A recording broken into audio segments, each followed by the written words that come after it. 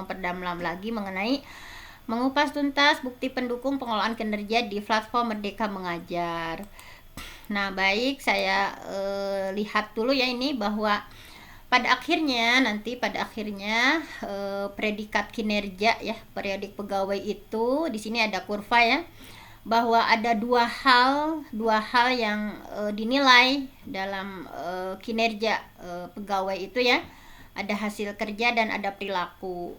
Adapun kalau kompetensi itu adalah bukti pendukung ya, yang dinilai itu dua hal ini. Nah, terkadang guru-guru sekarang fokusnya ke pengembangan kompetensi, yang poin 2-nya pengembangan kompetensi begitu mereka memikirkan dengan sangat luar biasa. Nah, padahal ini sesuatu yang harus dioptimalkan ya, diprioritaskan di hasil kerja dan perilaku. Karena dari kurva ini kita bisa lihat bahwa ketika seorang guru atau seorang pegawai ya, di sini misalnya hasil kerjanya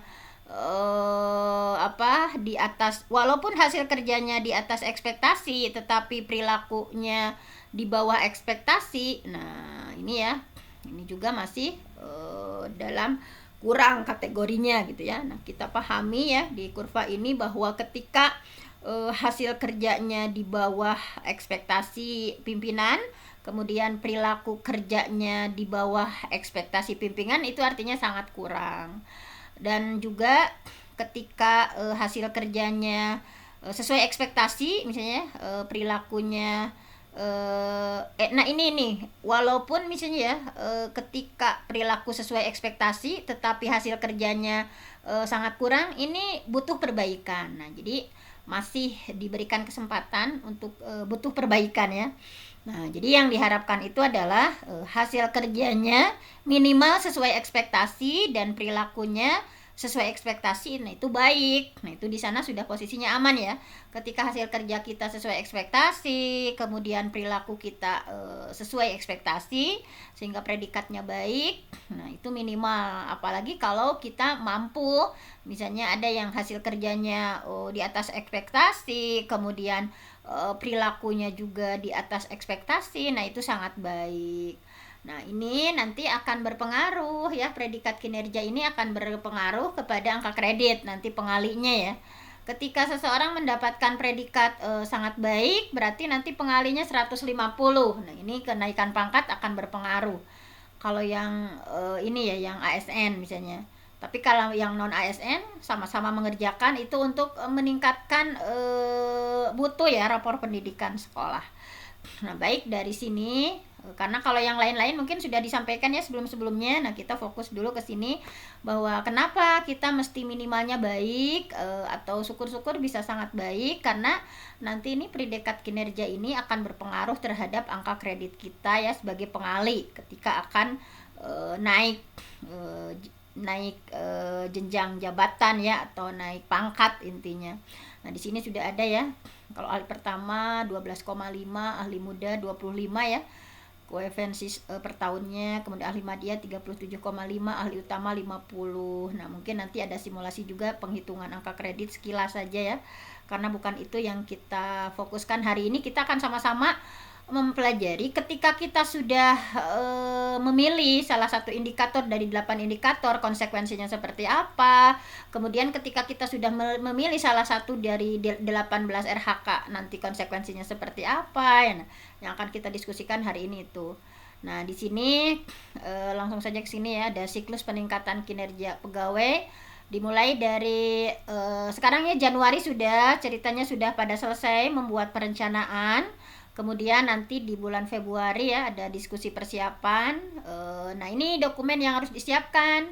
Dokumen apa saja yang harus disiapkan ketika kita milih dari 8 indikator, salah satu indikatornya misalnya kita memilih disiplin positif, ada yang memilih pembelajaran adaptif. Nah, itu dokumennya harus disiapkan dulu, modul ajar ya atau RPP. Nah, sesuai dengan kisi-kisi observasi, kisi-kisi pengamatan ya, sehingga nanti ada kita membutuhkan, misalnya sebuah kombel atau sebuah komunitas membutuhkan ketika guru-guru sesudah memilih salah satu di antara 8 indikator, tentunya butuh modul ajar yang disusun, RPP yang sesuai dengan kisi-kisi observasi ya, kisi-kisi pengamatan. Nah ini bisa jadi nanti kegiatan di kombelnya atau di kegiatan di komunitas kita, misalnya kayak di sini ya, di Senin Selfie misalnya ada pelatihan bagaimana menyusun modul ajar yang representatif, modul ajar yang sesuai standar, sesuai dengan kisi-kisi observasi yang kita pilih di antara 8 indikator itu. Kemudian di bulan Maret nanti kita akan itu ya, hasil pengamatannya misalnya nih, hasil observasinya apakah belum dilakukan, kan nanti ada apa yang harus dilakukan, apa yang tidak boleh dilakukan oleh guru terkait apa yang sudah dipilih. Nah nanti di bulan Maret itu akan ada hasil ya, apakah belum dilakukan atau sudah dilakukan tapi belum efektif, atau dilakukan dan efektif. Nah kemudian di bulan Maret yang minggu kesekiannya misalnya diskusi tindak lanjut, misalnya kebutuhan perbaikan pembelajarannya seperti apa, kemudian nanti akan diarahkan pelatihan yang disarankan nih untuk bikin aksi nyata. Nah jadi sebetulnya ini terintegrasi ya dengan kompetensi, misalnya ketika kita bikin aksi nyata, apa yang sudah kita pilih itu prioritaskan. Misalnya ketika tadi misalnya kita ya memilihnya itu pembelajaran adaptif, berarti di dalamnya ada pembelajaran diferensiasi misalnya. Nah ketika di bulan sebelumnya ternyata kita udah melakukan tetapi belum efektif, nah itu nanti akan disarankan gitu ya untuk mengikuti pelatihan yang disarankan dalam aksi nyata. Kan di PMM ada ya, misalnya pembelajaran diferensiasi sampai bikin aksi nyatanya, nah itu misalnya. Kemudian masih ada waktu Maaf lagi. Bu Fenty, maaf Bu Fenty. Gimana? Minta tolong tuh di slideshow. Ini ada peserta yang minta tolong Oh iya untuk siap. di Ini belum slideshow. ya, belum di slide show ya Bu. Belum. Ya sebentar.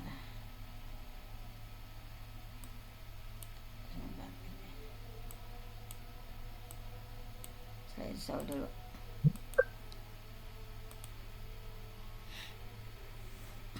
Ya siap. Sudah ya Bu Siti. Sebentar, ini tulisannya ke atas ke bawah. Nah ini. Baik, kita lanjutkan di sini ya tadi. Nah jadi begini ya Bapak Ibu, nanti misalnya bulan April sampai Mei itu adalah upaya tindak lanjut. Bagaimana kebutuhan perbaikan pembelajarannya, misalnya tadi ya belum maksimal misalkan. Nah kemudian nanti ada disarankan lagi pelatihan yang disarankan, ikut pelatihan mandiri misalnya yang setara 8 poin. Jadi ini terintegrasi, nanti nyambung gitu. Apa yang dipilih dalam praktik pembelajaran, kemudian peningkatan kompetensinya, nah idealnya itu nyambung dengan apa yang dibutuhkan, nah gitu seperti itu. Sehingga nanti di bulan Juni ya refleksi tindak lanjutnya, nah kebutuhan ya, kebutuhannya cek hasil tindak lanjut, kemudian kegiatannya observasi rekam sejawat. Nah ini juga, ini kan semuanya yang disampaikan pelatihan mandiri kan ada 8 poin ya di RHK-nya, kemudian pengamatan rekam sejawat, misalnya ketika saya praktek, ini seorang guru praktek mempraktekkan disiplin positif misalkan, itu kan ada pengamatannya. Nah itu bisa saling mengobservasi antar rekam sejawat. Tentunya pengamatannya ada format tertentu ya, di Perdirjen 7607 itu sudah disiapkan bagaimana format pengamatannya, seperti apa yang harus dituliskan. Nah nanti boleh dibaca di Perdirjennya. Nah kemudian selanjutnya nah selanjutnya ke sini ya. Nah sebagaimana yang kita ketahui, apa variabel pengelolaan kinerja guru dan kepala sekolah ya, ada 4 variabel yang kita isi kan di PMM ya, di RHKD PMM itu. Yang pertama ini ya, praktik kinerja ya, yang akan kita pilih, yang akan kita diskusikan hari ini, bahwa praktik kinerja itu di sini ya berdasarkan rapornya ada indikator D1 praktik pembelajaran, kalau kepala sekolah indikator D3 ya kepemimpinan pembelajaran. Nah kemudian nah ini yang nomor 2 pengembangan kompetensi, sebetulnya ini adalah penunjang ya. Jadi kadang guru-guru tadi terlalu fokus ke sini gitu, sementara praktik kinerja yang pokok dan perilaku kerja yang pokok itu agak sedikit terabaikan misalnya.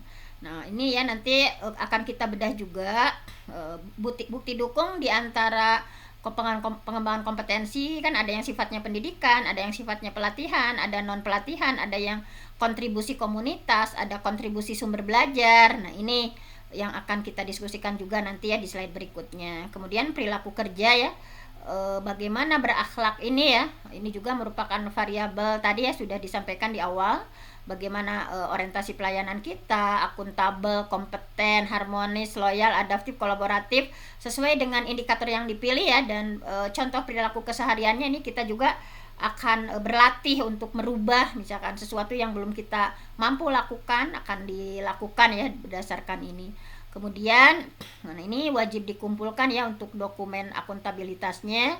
Nah, dokumen yang menunjukkan akuntabilitas pegawai ya dan kepala sekolah dalam melakukan kinerja sesuai tugas.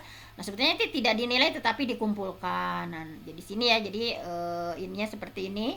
Ada praktik kinerja, ada pengembangan kompetensi, itu sifatnya pertimbangan saja karena yang dinilai itu hanya praktek kinerja dan perilaku kerja yang dinilai itu ya. Adapun pengembangan kompetensi itu adalah sifatnya pertimbangan dan dokumen akuntabilitas itu dikumpulkan sehingga nanti ditetapkan penetapan predikat kinerja yang seperti tadi ya, ada yang predikatnya sangat baik gitu ya, atau cukup, atau tadi ya kurang, atau apa tadi istilahnya tadi ya istilahnya tadi di atas. Kemudian nanti dikonversi ke angka kredit. Nah, jadi keempat variabel ini akan menjadi acuan ya penilaian dalam melakukan penetapan predikat kinerja pegawai.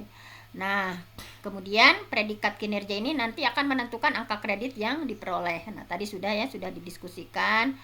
Nah, selanjutnya di sini selanjutnya. Nah, nah ini nggak usah ya, udah tadi didiskusikan, udah sama. Selanjutnya kita masuk aja. Nah, ini yang akan kita diskusikan hari ini. Nah, bahwa di antara 8 indikator yang sudah dipilih oleh Bapak Ibu, nah di antara guru-guru saya mendampinginya di Garut misalnya ada yang masih bingung. Jadi ketika dia memilih keteraturan suasana kelas, kemudian atau penerapan disiplin positif, atau yang merah di rapor pendidikannya misalnya dukungan psikologis ya, ekspektasi pada peserta didik, umpan balik konklusif, perhatian dan kepedulian, atau metode pembelajaran dimensinya. Jadi ada 3 dimensi ya di PMM-nya yang disuguhkan untuk perbaikan guru-guru gitu ya terhadap praktik pembelajarannya. Dimensi yang ketiga adalah metode pembelajaran. Ada yang memilih aktivitas interaktif, instruksi yang adaptif, instruksi pembelajaran. Nah, ini konsekuensinya seperti apa harus kita pahami dulu.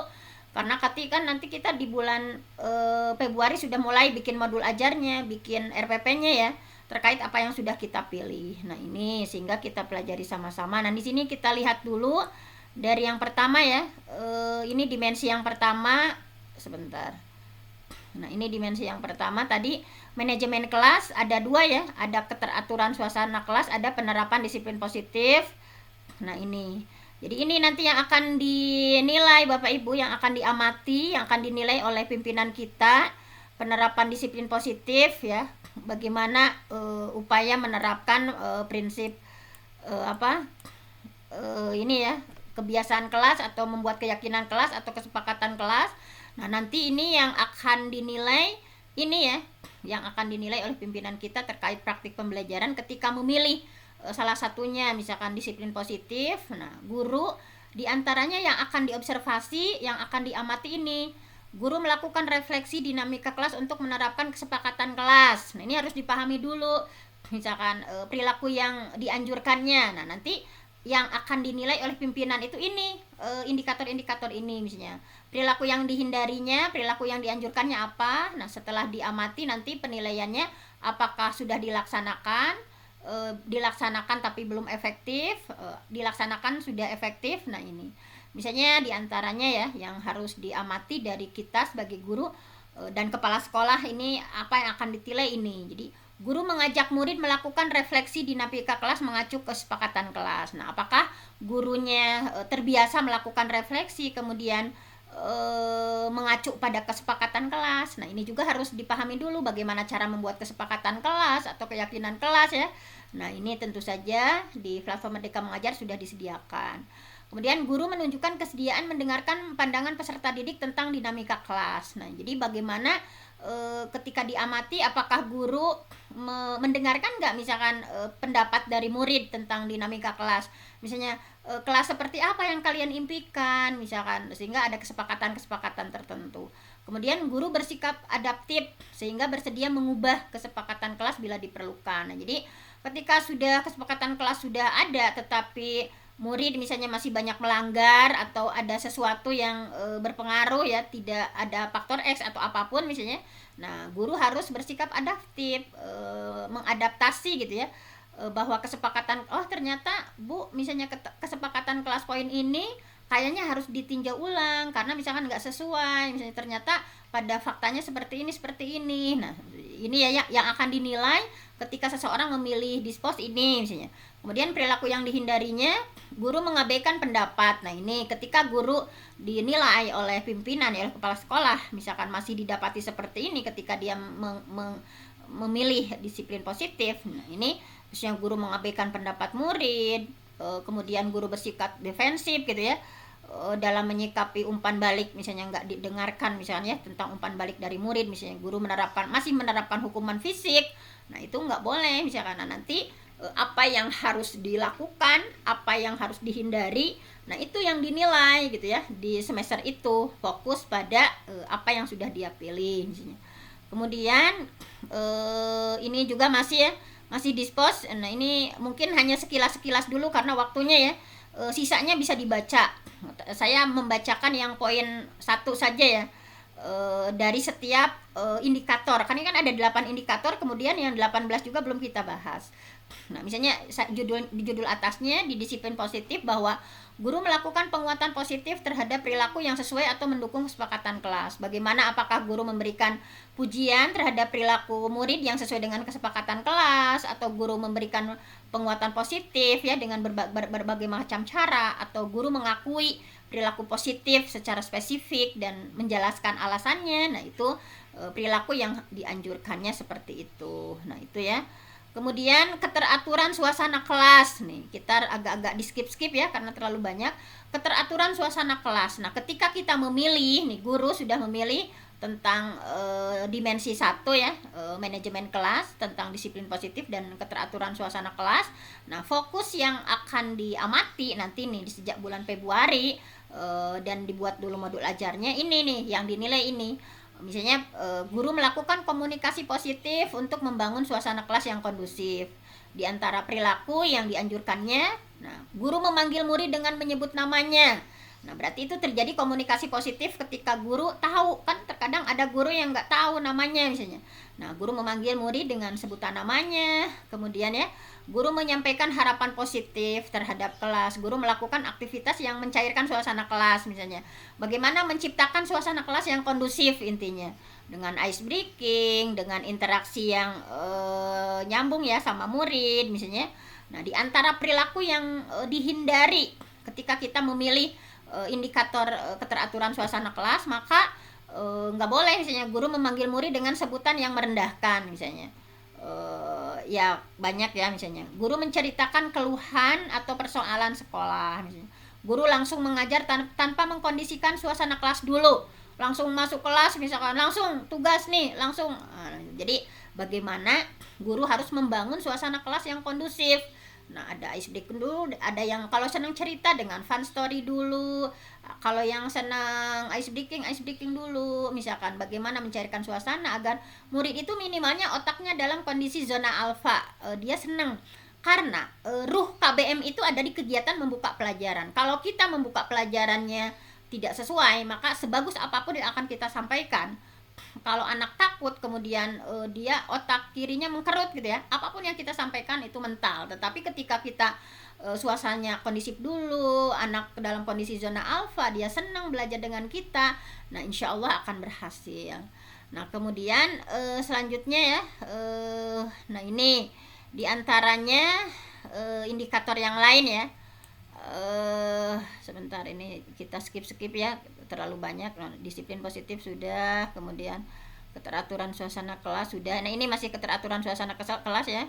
Nah, yang ketiga, nah udah saja ya itu. Sekarang kita dimensi yang selanjutnya, misalnya ketika guru yang merahnya di sebuah sekolah kan ini memilih 8 indikator itu sesuai merah, kuning atau hijaunya yang diprioritaskan, walaupun sebetulnya masih bisa saja ya untuk mempelajari berbagai halnya. Kalau yang dipilihnya dimensi metode pembelajaran, kemudian dari metode pembelajaran itu yang kita pilih ini misalnya, nah ini misalnya instruksi yang adaptif. Nah, instruksi yang adaptif misalnya bagaimana upaya penyesuaian praktik pembelajaran sebagai respon terhadap respon murid terhadap kebutuhan belajarnya untuk peningkatan efektivitas pembelajaran. Nah, di sini ya bahwa guru harus melakukan strategi pembelajaran yang responsif terhadap peserta didik. Nah, di antaranya di sini perilaku yang dianjurkannya, guru memulai pembelajaran dengan mengajukan pertanyaan untuk memahami pemahaman awal murid. Misalnya, jadi ada kayak pertanyaan pemantik dulu misalnya guru itu misalnya ada pertanyaan dulu sehingga bisa dipetakan mana murid yang sangat paham, mana murid yang pahamnya sedang-sedang saja, mana murid yang belum paham. Nah, itu guru bahwa mengajukan pertanyaan sehingga ada diketahui kebutuhan. Nah, ini kata kuncinya ya, merespon terhadap kebutuhan belajar murid. Tentunya nanti nyambung dengan diferensiasi, apakah ketika murid sangat paham, kurang paham, paham gitu ya, cukup paham. Nah, itu seperti apa misalnya. Kemudian guru melakukan penyesuaian pembelajaran sesuai respon dari peserta didik. Nah, guru melakukan penyesuaian penjelasan agar lebih relevan dan dipahami murid. Nah, ini ya di antara perilaku yang dihindarinya kalau memilih instruksi yang adaptif itu. Jangan misalnya guru memulai pembelajaran langsung menjelaskan materi, atau guru menyampaikan materi pelajaran tanpa disesuaikan dengan respon murid. Guru mengabaikan respon murid dengan meminta mereka untuk diam ya, untuk menyimak. Nah, itu perilaku yang dihindarinya. Nah, ini yang akan dinilainya ya nanti dalam modul ajarnya, disesuaikan sintaks-sintaksnya ya sesuai dengan apa yang akan diobservasi.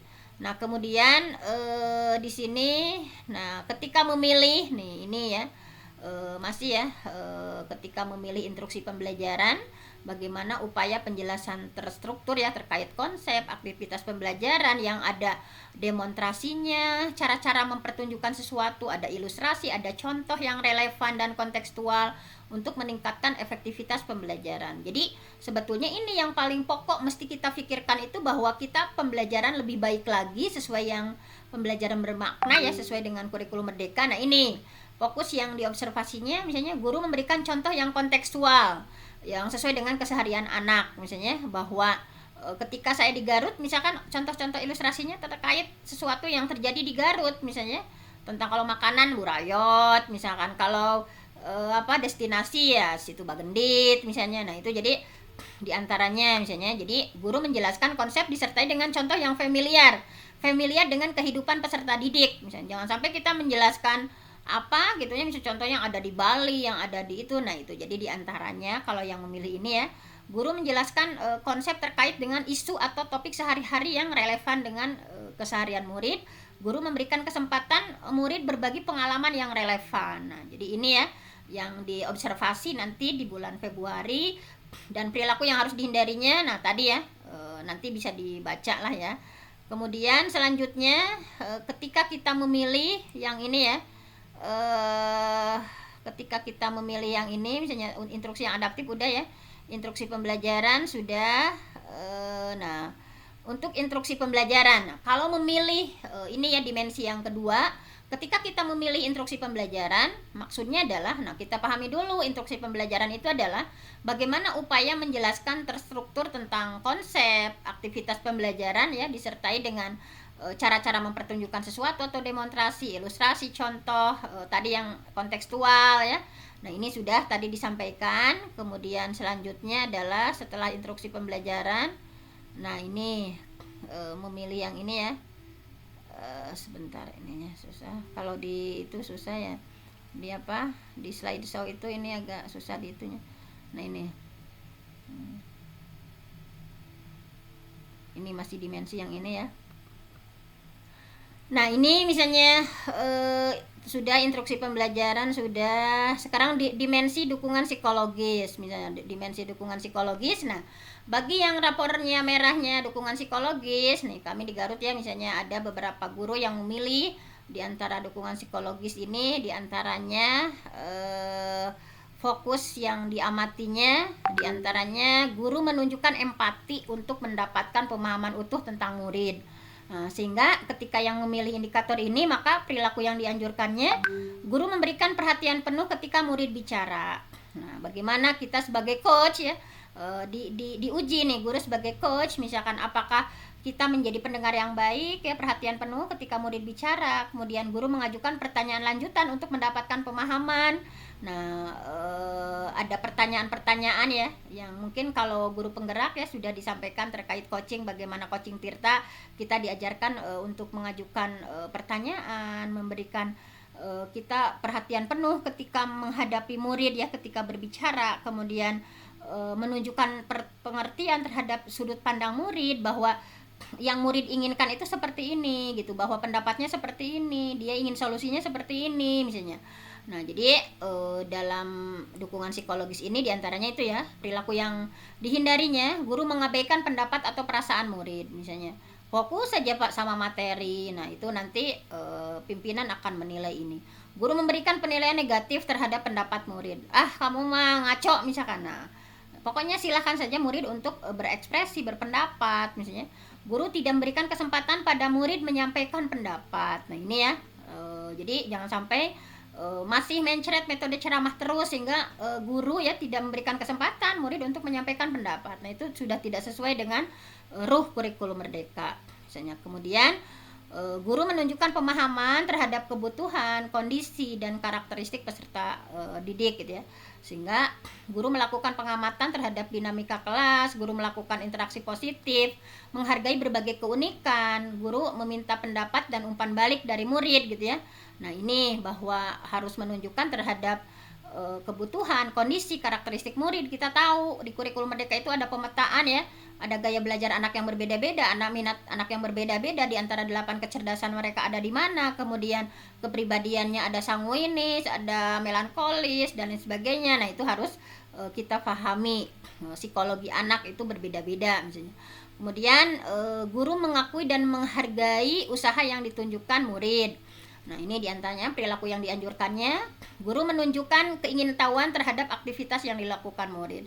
Guru memberikan pujian ya terhadap usaha, bukan hasil akhir. Jadi usaha murid nih yang dikasih apresiasi. Guru menyampaikan dukungan terhadap usaha murid di depan kelas. Nah, itu ya diantara hal-hal spesifik yang akan diobservasi. Nanti sudah mulai ya kita bikin dalam modul ajarnya, dan lembar observasinya akan dinilai oleh pimpinan kita. Kemudian ini ya, guru kalau ekspektasi ini yang ditunya, guru mengkomunikasikan harapannya yang tinggi terhadap masa depan seluruh murid. Nah, ini ya, jadi perilaku yang dianjurkannya, guru mengenal nama setiap murid beserta karakteristiknya gitu ya. Kalau dulu kita kan hanya tahu nama, alamat, ini dengan karakteristiknya, gaya belajarnya apa, minatnya ada di mana, kecerdasannya apa, kemudian kepribadiannya seperti apa. Nah, karakteristiknya, nah itu harus tahu. Nah, guru menyampaikan cita-cita masa depan yang bermakna bagi murid. Guru mendiskusikan harapan positif peserta didik terhadap masa depannya. Nah, ini perlu perilaku yang dihindarinya ya, tadi banyak. Nah, ini pokoknya nanti ya, ini sekilas-sekilas saja hari ini, hanya sebagai karena waktu terbatas ya. Nah, ini guru mengkomunikasikan harapan positif terhadap semua murid secara setara dan tanpa diskriminasi. Nah, ini nanti bisa dibaca saja ya yang ini. Karena ini udah ya yang ini Bu ini, karena waktunya ya, yang 8 indikator silakan nanti kan slide-nya dibagikan ya, silakan saja dipelajari. Intinya kita harus mempelajari 8 indikator di antara 3 dimensi yang ada di di EKIN atau RHK kita, bahwa 8 indikator ini harus dipahami oleh kepala sekolah, oleh pengawas, oleh kita sebagai guru. Misalkan bahwa perilaku yang harus dilakukan, yang harus dihindari, sehingga nanti nilainya, predikatnya mudah-mudahan di atas ekspektasi pimpinan ya, bukan kurang atau di bawah ekspektasi pimpinan. Karena kalau di bawah ekspektasi pimpinan, tentu saja ini adalah sesuatu yang perlu perbaikan. Nah, ini nanti boleh dibaca lagi ya, 8 indikator ini. Kita masuk pada 18 RHK. Nah, sedikit saja, dan ini kita percepat juga. Di antara bukti dukung yang harus kita pikirkan, nah ini jangan sampai salah pilih. Kami di Garut yang melakukan pendampingan, banyak guru yang karena belum didampingi sehingga mereka ada sesuatu yang salah dipilih. Misalnya kalau nomor 1, meningkatnya kompetensi melalui peran sebagai partisipan kegiatan seminar. Kalau ini aman ya, semua orang bisa memilih ini karena kan sebagai partisipan ya, sebagai peserta dalam kegiatan seminar, lokakarya, konferensi. Nah, ini ya 4 poin. Bukti dukungnya sertifikat, durasi atau jumlah jamnya, jumlah jam lokakarya, simposium studi banding, tidak ada batas minimal dan maksimalnya. Yang penting penyelenggaranya bisa dipercaya atau kredibilitas penyelenggaranya bisa dipercaya. Kemudian yang kedua adalah meningkatnya kompetensi melalui peran sebagai peserta berbagi praktik baik. Nah, ini juga aman untuk dipilih setiap orang karena ini kan ketika sebuah sekolah punya kombel ya, komunitas belajar, maka bisa berbagi praktik baik, menjadi pesertanya ya, berbagi praktik baik. Durasinya 2-3 jam, itu setaranya 4 poin ketika suatu kegiatan dilakukan 2-3 jam. Kemudian sertifikat ya, bukti dukungnya. Nah, sertifikat sebagai peserta berbagi praktik baik dengan durasi 2-3 jam ditandatangani oleh ketua komunitas boleh, kepala sekolah ya dengan kombel internalnya, ketua MGMP ya atau dinas, nah kombel antar sekolah. Nah, bisa misalkan. Nah, ini juga masih digodok kemarinnya BBGP menyampaikan bahwa waktu itu kan dibebaskan, tetapi ternyata ada standar-standar ya yang mengeluarkan sertifikat ini. Kemudian meningkatnya kompetensi melalui peran sebagai peserta coaching. Nah, ini aman untuk semua bisa memilih ini ya, peserta coaching kan. Misalnya ketika di sebuah sekolah atau ada seorang guru penggerak ya, guru penggerak, dia kan sudah dilatih tentang bagaimana melakukan coaching, mentoring gitu ya. Nah, kita bisa menjadi pesertanya, bagaimana sebuah masalah di coaching ya, melakukan coach, mana coachnya, mana coachinya. Nah, itu satu kegiatan setara 4 poin. Sertifikat ditandatangani oleh kepala sekolah atau pihak dinas. Nah, bukti dukungnya berupa sertifikat. Ini juga aman. Untuk nomor 4, meningkatnya kompetensi melalui peran sebagai penelaah. Nah, ini yang belum pernah bikin aksi nyata jangan memilih yang ini ya, yang menilai penelaah, karena ini seleksi sifatnya ya untuk menjadi seorang penelaah. Nah, ini di kami ada yang memilih ini sementara dia belum pernah bikin aksi nyata. Nah, jangan pernah ya memilih buat dulu aksi nyatanya udah bagus, nah baru bisa menjadi seorang penelaah. Karena ini bukti dukungnya berupa laporan. Nah, ini ya guru atau kepala sekolah yang telah lulus menjadi penelaah aksi nyata melalui seleksi PMM. Nah, ini kemudian nomor 5-nya ya. Nomor 5-nya misalnya meningkatnya kompetensi peran ya sebagai penelaah cerita praktik. Nah, ini juga jangan dulu kalau yang belum pernah dia bikin cerita praktik. Karena untuk bikin cerita praktik itu di PMM ya, kan itu ada seleksinya. Seleksi bikin cerita praktik, kemudian kemarin di angkatan 11 ada 3.000 ya. Kemudian dari 3.000 itu diseleksi lagi 100 orang, diseleksi lagi ada perbaikan-perbaikan. Nah, ini juga nggak kalau yang belum punya pengalaman bikin cerita praktik di PMM ya, itu jangan dulu dipilih karena ini berupa laporan ya. Ini poinnya 6 poin. Guru atau kepala sekolah yang sudah lulus menjadi penelaah cerita praktik melalui seleksi di PMM. Karena ini juga beberapa bulan ya kegiatan ini untuk seleksi, untuk perbaikannya itu cerita itu kan ada rambu-rambunya, misalkan kayak metode STAR-nya, ada situationnya, ada tantangannya, ada action, ada resultnya, itu ada sesuatu rambu-rambu yang tidak sembarangan cerita misalnya. Kemudian meningkatnya kompetensi melalui peran sebagai penelaah perangkat ajar. Nah, ini juga sebagai penelaah sama ada seleksinya ya. 10 perangkat ajar setara 6 poin. Laporannya ini ya berupa laporan, bukti dukungnya berupa laporan. Guru atau kepala sekolah yang sudah lulus menjadi penelaah perangkat ajar melalui seleksi PMM. Ini juga sama ada seleksinya ya. Nggak boleh dulu dipilih bagi guru-guru yang memang belum pernah bikin perangkat ajarnya juga, bagaimana menelaah gitu ya, perangkat ajarnya belum misalnya. Kemudian meningkatnya kompetensi melalui peran sebagai penyusun kumpulan konten unggulan. Nah, ini juga bahwa kumpulan konten unggulan itu ya yang terbit pada menu rekomendasi jempolan. Nah, ini juga yang harus sudah dikurasi oleh pihak PMM atau Kemdikbudristek. Nah, jadi kan itu bukti dukungnya kumpulan konten unggulan yang terbit di PMM. Nah, itu masalahnya itu ya. Nah, kalau misalnya belum bikin konten misalnya ya, jangan dulu menjadi penyusun kumpulan konten gitu. Kemudian meningkatnya kompetensi berperan sebagai narsum berbagi praktik baik. Nah, sama narsum berbagi praktik baik juga di sini adalah dalam kegiatan yang terkait IKM atau PBD, perencanaan berbasis data. Satu kegiatan durasinya 2-3 jam setara 8 poin. Bukti dukungnya sertifikat. Semua guru dapat menjadi narsum berbagi praktik baik. Nah, kalau ini boleh ya. Nah, ini misalnya berbagi praktik baik. Semua guru dapat menjadi narsum berbagi praktik baik. Kegiatan berbagi dapat dilakukan dalam kombel. Karena ini baik yang intra sekolah, di dalam sekolah punya komunitas belajar antar sekolah maupun kombel daring. Nah, ini boleh diambil oleh seluruh itu ya. Misalnya kita udah praktek pembelajaran diferensiasi nih, mau berbagi praktik baik. Misalnya saya sudah bikin project P5 nih, mau berbagi praktik baik. Nah, itu dipersilakan. Untuk nomor 9, meningkatnya kompetensi melalui peran sebagai partisipan observasi praktik pembelajaran. Nah, tadi yang saya bilang, misalnya kan kita nanti di bulan Februari udah mulai bikin modul ajar atau RPP ya. Kemudian apa yang harus diobservasi tadi sudah kita pelajari, yang 8 indikator, apa yang diamati, apa yang boleh dilakukan guru, apa yang harus dihindari. Nah, itu mengamati itu. Nah, jadi boleh ya misalnya bagaimana mengamati mulai persiapannya, pelaksanaannya seperti apa, diskusi tindak lanjutnya nih bersama rekan sejawat. Ini 8 poin. Jadi satu observasi sebagai pelaku dan pengamat secara bergantian. Ini berupa laporan. Nah, semua guru. Nah, ini jadi pilih-pilihnya yang itu ya, yang aman dulu sekarang untuk di tahap awal, kecuali yang betul kreatif misalnya.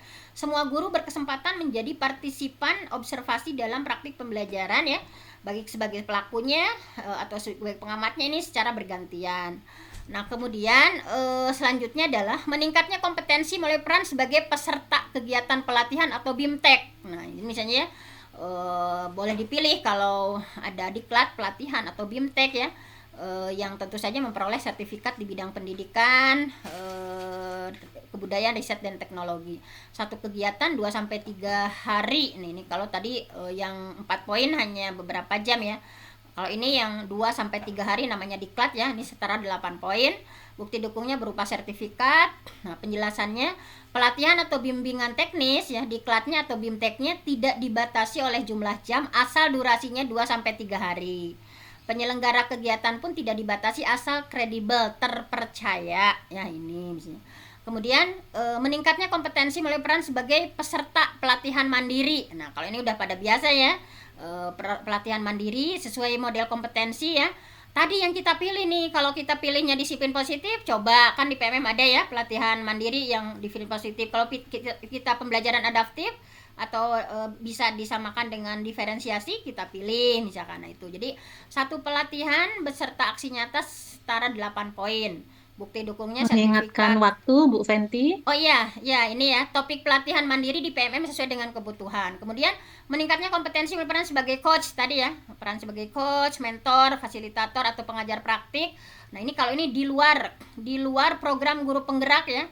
Nah, ini misalnya jadi sebagai coach, kalau tadi pesertanya ini sebagai coachnya, kalau yang tadi sebelumnya sebagai pesertanya, ini sebagai coach, sebagai mentor, fasilitator, pengajar praktik dalam kegiatan pengembangan kompetensi guru. Nah, ini sertifikat sama ya, guru atau kepala sekolah berperan sebagai coach, mentor, fasilitator dan atau pengajar praktik dalam kegiatan pengembangan kompetensi yang tadi di luar kegiatan program pendidikan guru penggerak. Kemudian 13, meningkatnya kompetensi melalui peran sebagai penyusun cerita praktik. Nah, ini harus yang satu cerita praktik yang terbit di PMM ya, setaranya 12 poin. Nah, ini juga sangat ketat ya, dari berapa ratus ya cerita praktik diseleksi, kemudian panjang lebar itu beberapa kayaknya 1 bulanan gitu ya.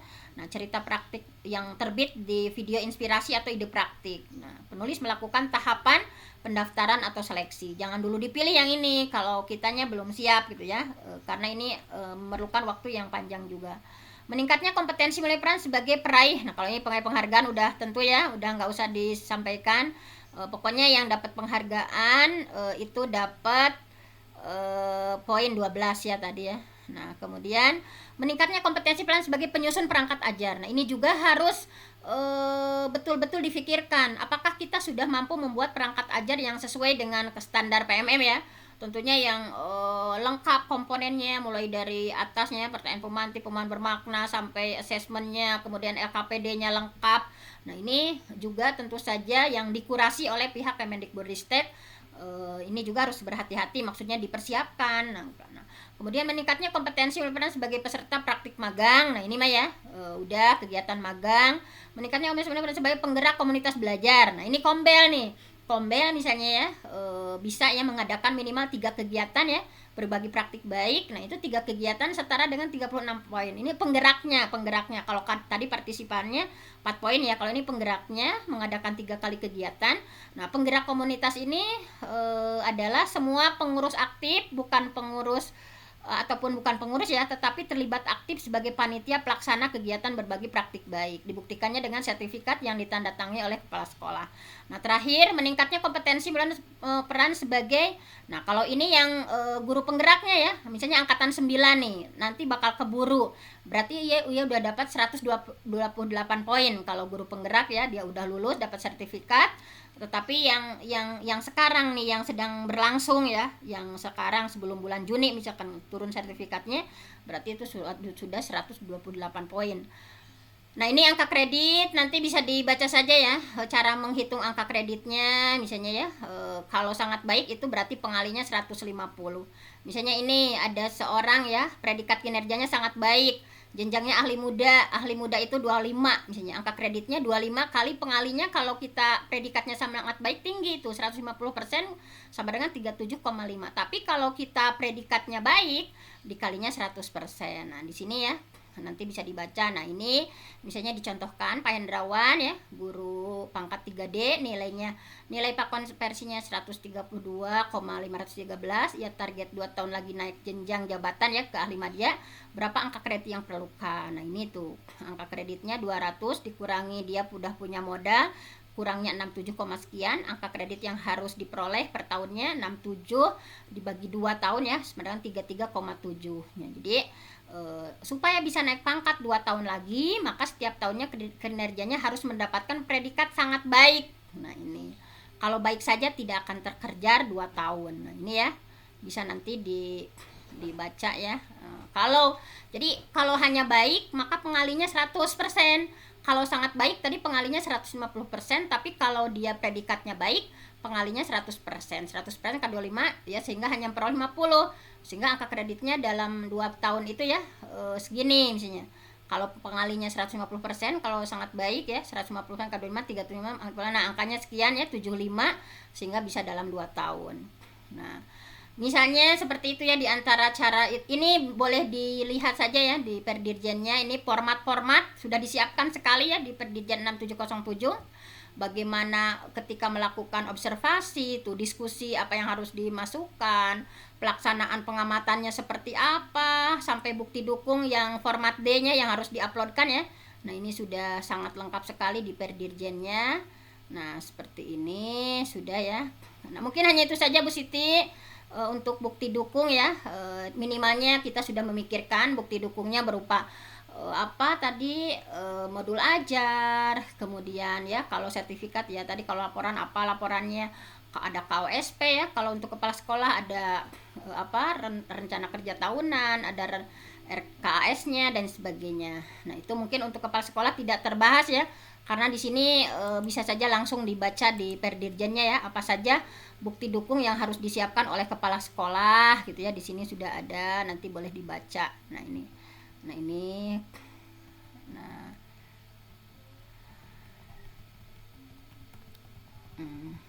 sudah ada ya, nanti filenya sudah akan disampaikan. Mungkin hanya itu saja, mohon maaf ini atas keterbatasan, hanya itu saja yang bisa disampaikan. Mudah-mudahan bermanfaat. Wassalamualaikum warahmatullahi wabarakatuh. Waalaikumsalam warahmatullahi wabarakatuh. Terima kasih Bu Fenty atas materinya, luar biasa sekali ya, sangat detail ya Ibu-Ibu, Bapak Ibu. Jadi nanti jika ingin mendapatkan materi nanti bisa mengisi link absen yang dibagikan oleh Mas Wildan. Dan untuk selanjutnya Bapak Ibu kita akan kita akan dengarkan narasumber yang kedua, yaitu ada Bapak Dr. Haji Budi Suhardirman, MPD. Beliau adalah Kepala Sekolah SMP Negeri 6 Garut.